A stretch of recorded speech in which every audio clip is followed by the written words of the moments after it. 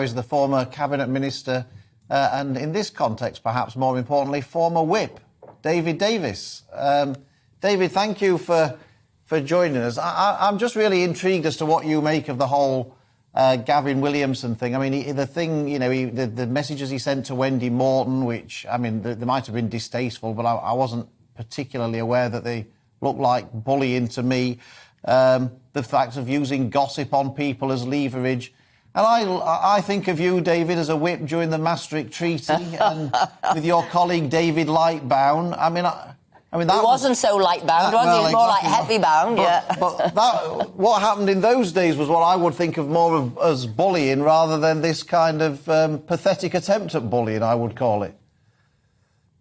No, I disagree. In fact, I disagree almost completely with your previous guest as well, what little I heard of it. I mean, the trouble with Williamson is he sort of read House of Cards and thought it was a textbook, not a novel. And he's played up this image of himself, complete with that tarantula and so on, obviously trying to encourage people to be intimidated by him. Now, to be fair to him, he's never tried to bully me, at least not that I'm aware of.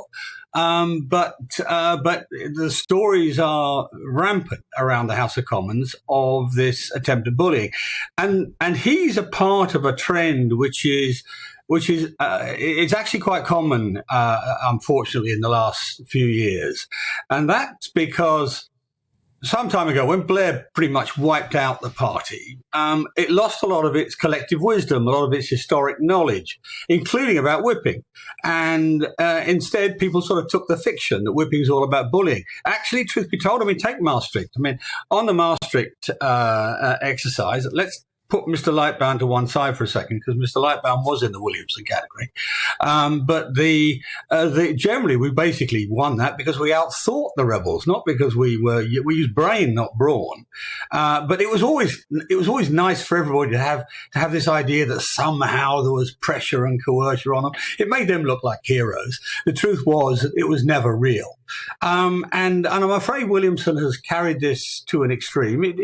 I don't actually think he added much to Sunak's cabinet.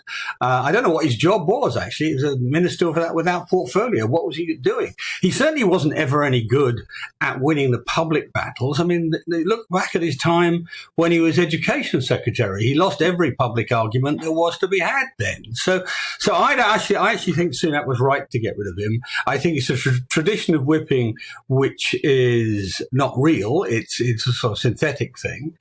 Even his own deputy chief whip didn't like what he did, and he corrupted one element of the whip's office role, which is very important, and that's the welfare role. I mean, you will both know. I mean, neither of you would have been subject to it, but you will both know that there are colleagues along the way who get into trouble, whether it's with their family or with money or some other pressure point, and the whip's office very often helps them out. I mean, almost always helps them out. But didn't people say about sort of Gavin, the strength of him was he did get to know his colleagues, and that's why David Cameron employed him, Theresa May employed him. People had him because he did know all that was going on. He deliberately moved to a smaller room to be around by his 2019 colleagues so he could get to them. So maybe he deployed different tactics. Isn't that what a whip does? Gets to know the colleagues and deploys tactics to get the vote through. You've been a whip.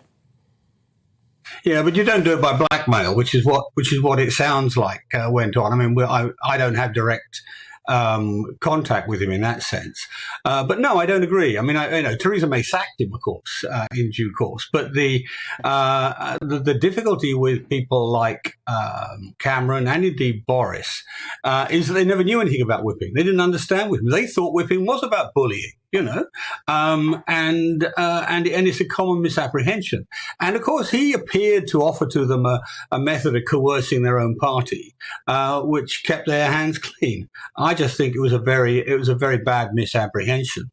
There are very good whips around. Indeed, some of the current ones, today's whips, there's some very good ones.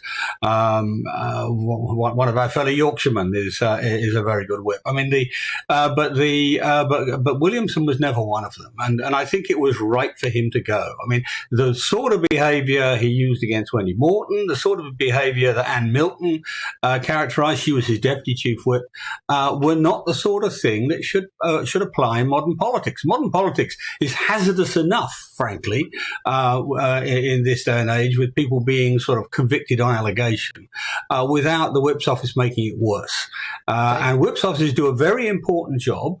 As somebody once described it as like sewers. You know, nobody likes to think about them, but they're necessary. But a lot of it is, a lot of the unseen part of it is things like welfare functions, is things like making sure that the actual house runs properly. I mean, that we don't lose battles like we did against Keir Starmer on taking control of the order paper, that sort of thing.